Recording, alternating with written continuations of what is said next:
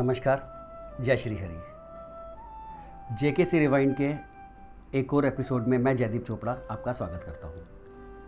तो आज की जो हमारी कथा है, जो कहानी है, ये है कार्तिकेय और श्री गणेश के जन्म को लेकर। थोड़ी कहानी लंबी है तो इसको हम 2 एपिसोड्स में कंपाइल करेंगे। तो आज हम शुरुआत करेंगे पहले एपिसोड से। और अगर आपको हमारा कंटेंट पसंद आ रहा है तो आप लाइक और कमेंट ज़रूर कीजिए। और अगर आप कुछ और भी देखना चाहते हैं, आपके कुछ विचार हों, कुछ कमेंट्स हों, वो भी ज़रूर हमें बताइए।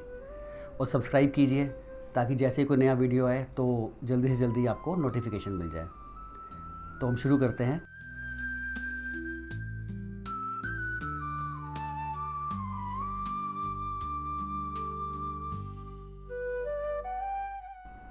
तो जैसा कि हम जानते हैं कि दिति और अदिति दोनों सगी बहनें थी और दोनों ने ही ऋषि कश्यप से विवाह किया था। अदिति के बच्चे जो पुत्र थे वो देवता थे और दिति के पुत्र दानव। अब तक हिरण्यकश्य और हिरण्यकश्यप का वध हो चुका था और भी कुछ पुत्र मारे जा चुके थे दिति के, और वो बहुत परेशान थी और वो इस सब के लिए इंद्र को जिम्मेवार मानती थी और बहुत दुखी भी रहती थी। तो एक बार ऋषि कश्यप को बोली कि मैं चाहती हूँ कि मेरा एक पुत्र इंद्र से बदला ले, उसको बालों से घसीट के मेरे पास लाए ताकि मैं उसको सजा दे सकूँ। अब ऋषि कश्यप ने सोचा कि वो जो इंद्र है वो भी उनका ही बेटा है, क्योंकि अदिति का पुत्र है और वो अदिति उनकी पत्नी थी। लेकिन उनको लगा कि शायद दिति भी ठीक कह रही है कि इंद्र की वजह से बहुत सारे अपने पुत्र खो चुकी है दिति। तो उन्होंने बोला ठीक है, तुम्हारा पुत्र पैदा होगा, मैं इसके लिए वरदान देता हूँ, लेकिन इसके लिए तुम्हें 100 साल की तपस्या करनी पड़ेगी। और इसमें सबसे इम्पॉर्टेंट है कि जब तक तुम्हारा ये बच्चा पैदा नहीं होगा तुम्हें बहुत पवित्र रहना है। तुम्हें सुबह उठ के टाइम पे नहाना है, सारे नए नए साफ़ कपड़े पहनने हैं, पवित्र भोजन करना है और हर रात को सोने से पहले अपने पाँव साफ़ करके ही सोना है। यानी कि ये कुछ रूल्स रहेंगे जिसको तुमने अपनाना है। तो दिति बोले कि ठीक है, मैं ऐसा करने के लिए रेडी हूँ। तो दिति ने ये सब शुरू कर दिया। अब जब अदिति को पता चला कि ऋषि कश्यप ने एक वरदान दिया है दिति को, उसकी सगी बहन को, कि उसका पुत्र वध करेगा इंद्र का, तो वो इंद्र के पास गई और बोली देखो ये क्या हो रहा है, तुम जाके दिति के उस पुत्र को पैदा मत होने दो। अब देखिए दोनों बहनों के बीच में कितनी बड़ी वॉर चल रही है। तो माँ के कहने पे इंद्र चला गया दिति के पास। अब उसने कई तरीके से दिति को नुकसान पहुंचाने की कोशिश की, पर वो प्रोटेक्शन में थी। और दिति को ऋषि कश्यप ने एक और बात बोली थी कि अगर ये गर्भ धारण के बाद तुमने पवित्रता से पूरा टाइम निकाल लिया तो तुम्हारा पुत्र जो पैदा होगा वो इंद्र का वध भी करेगा, लेकिन अगर ऐसा नहीं हुआ तो जो पुत्र पैदा होगा वो इंद्र का साथी बन जाएगा। ये चीज़ इंद्र को भी मालूम थी। वो रोज़ रोज़ दिन गिनता रहा और अब सिर्फ 3 दिन बचे थे उस बच्चे के पैदा होने में। 100 साल में से सिर्फ 3 दिन। अदिति और इंद्र दोनों ही व्याकुल हो रहे थे कि पता नहीं कब इस बच्चे का जन्म हो और पता नहीं क्या हो जाए। तो जस्ट 3 दिन पहले दिति की आंख लग गई और वो बिना पाँव धोए सो गई। यही उसकी पवित्रता भंग हो गई। उसी समय इंद्र ने दिति के गर्भ में प्रवेश कर लिया और वहाँ जाकर वो जो बच्चा था जो पैदा होने वाला था उसके 7 टुकड़े कर दिए। वो 7 टुकड़े जोर जोर से चिल्लाने लग गए, रोने लग गए। तो इंद्र बोला मारुदा मारुदा, मतलब मत रो मत रो। पर वो चुप नहीं हुए। उसके बाद हर टुकड़े के 7 टुकड़े और कर दिए, तो टोटल 49 टुकड़े कर दिए इंद्र ने। लेकिन तब भी उनको मार नहीं सका। वो 1 से 7 और 7 से 49 हो गए, पर उनको मार नहीं सका। घबराकर इंद्र गर्भ से बाहर निकला और चला गया। उसके बाद दिति ने उन 49 बच्चों को जन्म दिया। अब ये बने मारुता और इनको काम करना था अब किसके लिए? इंद्र के लिए। क्योंकि ऋषि कश्यप ने कहा था वरदान देते वक्त, अगर तो तुमने पवित्रता से इस बच्चे को जन्म दिया तो ही ये इंद्र का दुश्मन बनेगा, अगर तुम पवित्र नहीं रही तो ये इंद्र के साथी बनेंगे। तो उस दिन से वो जो 49 जो बच्चे निकले वहाँ से वो इंद्र के साथी बने और उन्हें कहा गया मारुतास। मारुतास क्यों? मारुदा से बना मारुता। इसके बाद दिति बहुत परेशान हो गई। वो ऋषि कश्यप के पास गई और वो बोली कि मुझे दोबारा वरदान चाहिए, मुझे ऐसा बच्चा चाहिए जो वज्र जितना ताकतवर हो, जिसका इंद्र का वज्र भी कुछ ना बिगाड़ सके। तो ऋषि कश्यप ने बोले, एक वरदान तो तुम्हारा बेकार जा चुका है, बट तुमके इसके लिए और लंबी तपस्या करनी पड़ेगी, 1000 साल की। तो किसी भी हालत में दिति चाहती थी कि उसका पुत्र इंद्र से बदला ले, तो वो इसके लिए मान गई। इसके बाद दिति अपनी बहन अदिति के पास गई और बोली कि जिस तरह से तुम्हारे बेटे इंद्र ने तुम्हारे कहने पे मेरे 7 पुत्रों की मृत्यु की है, उनकी हत्या की है, तुम्हारे भी 7 बच्चे तुम्हारे सामने मरेंगे और तुम इसको अपनी आंखों से देखोगी। अदिति घबरा के ऋषि कश्यप के पास पहुंची और बोली कि मुझे तो श्राप दे दिया है दिति ने कि मेरे 7 पुत्र होंगे और 7 के 7 पुत्र को मैं अपने सामने मरते हुए देखूंगी। ऋषि कश्यप बोले, ऐसा ज़रूर होगा, पर इस युग में नहीं, द्वापर युग में। तुम देवकी बनकर पैदा होगी और तुम्हारे पहले 7 बच्चों को तुम्हारा भाई कंस मारेगा, लेकिन 8वें पुत्र को वो नहीं मार पाएगा। तो अदिति बोली कि ऐसा क्यों, 8वें में ऐसी क्या खास बात होगी? तो ऋषि कश्यप बोले, वो होंगे महाविष्णु, जो द्वारका युग में इस पूरी धरती का उद्धार करेंगे। तो सही समय आने पर दिति ने एक पुत्र को जन्म दिया। वो जानती थी उसका ये पुत्र इंद्र के वज्र से भी ज़्यादा मजबूत, ज़्यादा स्ट्रांग है, तो उसको नाम दिया वज्रंगा। तो वज्रंगा जब बड़ा हुआ तो दिति ने इंद्र से बदला लेने के बारे में उसको बताया। तो वज्रंगा घसीट कर इंद्र को अपनी माँ दिति के पास ले आया और उनके चरणों में डाल दिया। दिति बहुत खुश हुई इंद्र की यह हाल देखकर। वो बोली कि इसका सर काट दो। तो अपनी माँ के कहने पर वज्रंगा उसका सर काटने ही वाला था कि तभी ब्रह्मा वहाँ आ गए। वो वज्रंगा को उन्होंने रोक दिया। उन्होंने बोला कि अगर ये मर गया, ये इंद्र मर गया, तो सृष्टि पूरा ब्रह्मांड नियंत्रण के बाहर चला जाएगा। आपको संतुष्टि मिल जाएगी दिति माँ इसके मरने के बाद, लेकिन इसके मरने से पूरी मानव जाति को, पूरी सृष्टि को बहुत बड़ा नुकसान होगा और ये कीमत बहुत ज़्यादा होगी आपकी संतुष्टि के लिए। वैसे भी इसका इतना अपमान हो चुका है, इंद्रलोक का राजा इंद्र आज आपके कदमों में पड़ा हुआ है। तो अगर आप इसको माफ़ करते हो तो सारा जीवन इसको इसी अपमान के साथ बिताना पड़ेगा। तो दिति तो इस बात को नहीं मान रही थी, लेकिन वज्रंगा को ये बात समझ में आ गई। वो अपनी माँ को बोला, इसको तो मैं कभी भी मार सकता हूँ, लेकिन इसके लिए मौत से भी बदतर ज़िंदगी ये होगी कि इंद्र पूरे अपमान के साथ अपना पूरा जीवन व्यतीत करे। तो वज्रंगा ने इंद्र को छोड़ दिया। उसी वक्त ब्रह्मा जी बहुत खुश हुए वज्रंगा से और उन्होंने एक स्त्री बनाई जिसका नाम रखा वज्रंगी और उसका विवाह वज्रंगा से करवा दिया। अब वज्रंगा और वज्रंगी बहुत खुशी खुशी साथ में रहने लग गए। एक दिन वज्रंगा जंगल में तपस्या करने के लिए चला गया। पीछे से उसकी माँ दिति और उसकी पत्नी वज्रंगी वो घर में अकेली थी। तो समय का सही उपयोग करने के लिए वज्रंगी भी ब्रह्मा की तपस्या में लीन हो गई। अब इंद्र तो बदला लेने की ताक में ही था। उसने जैसे ही देखा कि वज्रंगा घर से चला गया है, वो एक सांप बन के वज्रंगी के पास चला गया और वज्रंगी को काटना शुरू कर दिया।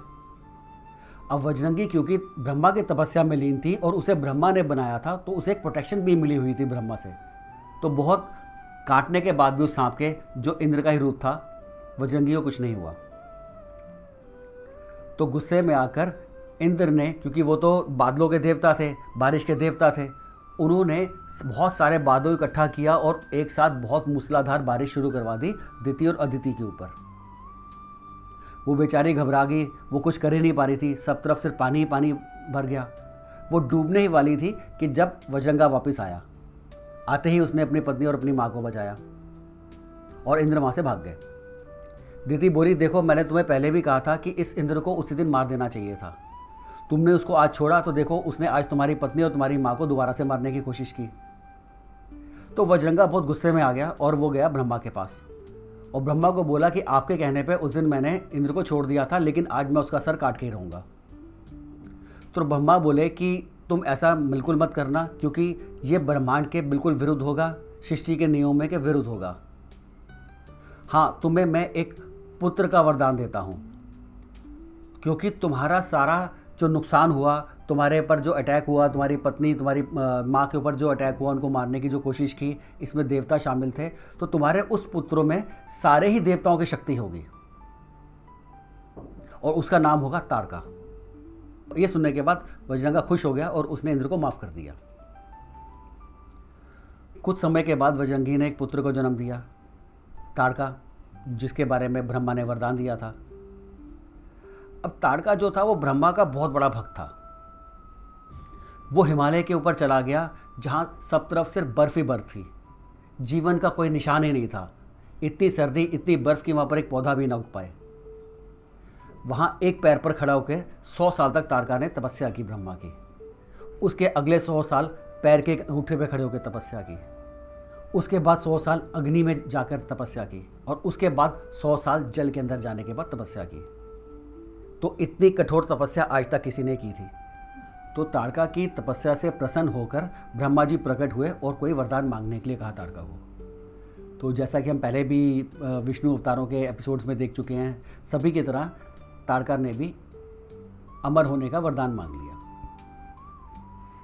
और हमेशा की तरह ब्रह्मा जी बोले कि अमर होने का वरदान सिर्फ महादेव दे सकते हैं, मुझसे तुम कुछ और मांग लो। तो ताड़का बोला कि आप मुझे ये वरदान दीजिए, मुझे सिर्फ कोई बच्चा मार सके। तो ब्रह्मा जी बोले, बच्चा मतलब क्या हुआ? तो ताड़का बोला कि मुझे सिर्फ बच्चा मार सके, और वो भी महादेव का बच्चा। अब क्योंकि वरदान के लिए कह चुके थे अमर होने के अलावा कुछ भी मांग ले वो, तो उसने ये मांग लिया, और मजबूरी में अपने वचन का पालन करना पड़ा ब्रह्मा जी को, और ताड़का को ये वरदान दे दिया कि तुम्हें महादेव का बच्चा ही मारेगा। अब ये समय था ताड़का का इंद्र से बदला लेने का। उसने इंद्र को बालों से पकड़ा और अपनी दिति के पास ले गया, जो उसकी दादी थी। यहां तक कि उसने सर भी मुड़वा दिया इंद्र का। तो इसके बाद सभी देवता घबरा गए, सभी उसको हराना चाहते थे। विष्णु ने भी ताड़कासुर को हराने की, उसको मारने की कोशिश की, पर उसको तो वरदान मिला था कि उसे सिर्फ महादेव का पुत्र ही मार सकता है। तो सभी देवता परेशान होकर, घबराकर ब्रह्मा के पास गए कि आपने ये क्या वरदान दे दिया इंद्र को, उसे तो महाविष्णु भी नहीं मार पा रहे।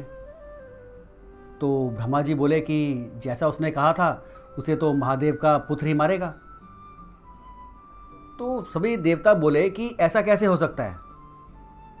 माँ सती के अग्नि प्रवेश में अपने आप को जलाने के बाद शिव तो ध्यान में चले गए हैं, वो तो अनंत समय के लिए ध्यान में चले गए हैं, उनको उस ध्यान से बाहर कौन निकालेगा?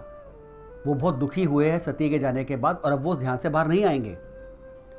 तो ब्रह्मा बोले कि शायद ये बात ताड़कासुर को भी मालूम थी, इसीलिए उसने ऐसा वरदान मांगा, क्योंकि उसको मालूम है कि शिव का जो बच्चा है वो सिर्फ सती से हो सकता है, और सती जा चुकी हैं, और उनके वियोग में शिव ध्यान में मग्न है।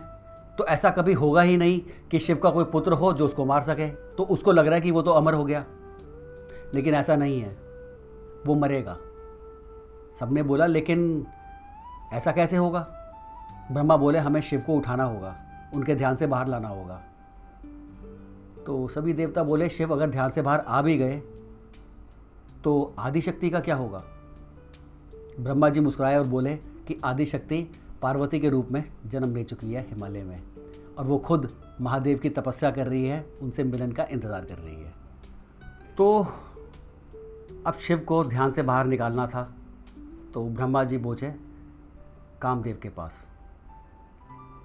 कामदेव अपने जो धनुष थे उनको निहार रहे थे, उन पर फूल लगा रहे थे। तो ब्रह्मा जी कामदेव को बोले कि तुम्हारा जन्म कहाँ से हुआ है, क्या तुम जानते हो? कामदेव ने बोला हाँ, मेरा जो जन्म है आपके हृदय से हुआ है, शायद इसीलिए मैं लोगों के हृदय पे वार करता हूँ। मेरा जो तीर है वो लोगों के हृदय पे जाके लगता है, और उनके अंदर उसके बाद एक प्रेम का भाव पैदा होता है, और वो बिल्कुल बदले हुए हो जाते हैं, मतलब पहले जैसे होते हैं उससे बिल्कुल बदल जाते हैं। तो मैं भी एक तरह से ब्रह्मा ही हूँ, क्योंकि मेरा उनके दिल में बाण लगने के बाद, उनके हृदय में बाण लगने के बाद उनका ट्रांसफॉर्मेशन हो जाता है, वो प्रेम में खो जाते हैं। तो ब्रह्मा जी मुस्कुराए और बोले कि तुम्हें आज भी किसी के हृदय पे तीर चलाना है। कामदेव बोले मैं तैयार हूँ, बट किसके हृदय पे तीर चलाना है? तो ब्रह्मा बोले महादेव के। तो इस बात को सुन के कामदेव घबरा गए। उन्होंने बोला महादेव के हृदय पे तीर? वो तो इतने बड़े ध्यान में मग्न है, मैं उन्हें कैसे उठाऊंगा? तो ब्रह्मा ने तारकासुर की पूरी कहानी सुनाई कि ऐसा ऐसा हो चुका है, और तारकासुर को मारने के लिए महादेव का पुत्र चाहिए, और महादेव जब तक ध्यान से बाहर नहीं आएंगे तो वो उनका पुत्र पैदा नहीं होगा। हाँ, लेकिन आदिशक्ति पार्वती के रूप में जन्म ले चुकी है। तो उनके बहुत कहने पे कामदेव मान गए। वो पहुँचे अपने तीर को लेकर, अपने धनुष को लेकर महादेव के पास। सब तरफ खुशबू वाले फूल महक रहे थे, बहुत अच्छा वातावरण था। शिव अपने ध्यान में मग्न थे। उसी समय एक तीर चलाया कामदेव ने महादेव के हृदय पे। जैसे ही उनके हृदय पे तीर लगा, उनकी आंखें खुल गई, पर 2 आंखों के साथ उनकी तीसरी आंख भी खुल गई और वहां से अग्नि निकली जिसने कामदेव को जलाकर भस्म कर दिया। कामदेव की पत्नी भी वही थी, रति। वो राख उठा के देखने लगी और घबरा गई। ब्रह्मा जी शिव को बोले कि पहले आपने मृत्यु के देव यमराज को मार दिया, आज आपने कामदेव को मार दिया, आप ये सब क्यों करते हैं? तो शिव थोड़े शांत हुए और ब्रह्मा ने उनको तारकासुर के बारे में पूरी कथा सुनाई। इधर रति रो रही थी। उसने बोला पहले सती को अग्निदेव निकल गए और अब मेरे पति को निकल गए। तो शिव रति को बोले कि आने वाले द्वापर युग के अंदर तुम्हारा कामदेव का पुनर्जन्म होगा और तुम्हारी उससे दोबारा मिलन होगा। ये वरदान दिया रति को। उसके बाद सबने कहा महादेव को कि आदिशक्ति के रूप में पार्वती दोबारा जन्म ले चुकी हैं, आपको एक पुत्र, एक संतान को पैदा करना होगा। लेकिन महादेव ने मना कर दिया। अब देखिए कि कामदेव के खुद बाण चलाने के बाद उनके हृदय पर भी उनका मन नहीं पिघला, उनमें प्रेम का भाव नहीं आया और उन्होंने साफ मना कर दिया पुत्र पैदा करने के लिए, क्योंकि वो अभी भी सती के वियोग में थे। तो पार्वती इतनी कठोर तपस्या कर रही थी कि शिव उनको रोज़ देख रहे थे। वो एक पत्ता खाकर अपना जीवन व्यतीत कर रही थी। रात को सर्दी के अंदर वो बर्फ़ की बन जाती और सुबह धूप निकलती तो उनके वो बर्फ़ पिघलती। तो एक दिन महादेव का दिल पसीज गया और वो पार्वती के पास पहुँचे और उन्हें पुकारा अपर्णा। तो ये नाम तो पार्वती का था नहीं, तो उन्होंने रिस्पॉन्ड नहीं किया। तो महादेव ने दोबारा बोला अपर्णा। तो पार्वती खड़ी हुई और बोली कि महादेव आप मुझे अपर्णा के नाम से बुला रहे हैं? तो महादेव बोले सती, पार्वती, उमा, अपर्णा, ये सब तुम्हारे ही नाम हैं और ये सारे ही मेरी हैं। ये कहकर महादेव ने पार्वती, जिसको वो अपर्णा बोल रहे थे, अपने गले से लगा लिया। तो ये थी हमारी कहानी तारकासुर का पहले एपिसोड की। उम्मीद करता हूँ कि आपको ये बहुत पसंद आया होगा। अगले एपिसोड में हम तारकासुर का वध और गणेश और कार्तिकेय के जन्म के बारे में जानेंगे। तो अगले एपिसोड में आपसे शीघ्र मुलाकात होगी। तब तक के लिए मैं जयदीप चोपड़ा आपसे अनुमति लेता हूँ, आज्ञा लेता हूँ। नमस्कार, जय श्री हरि।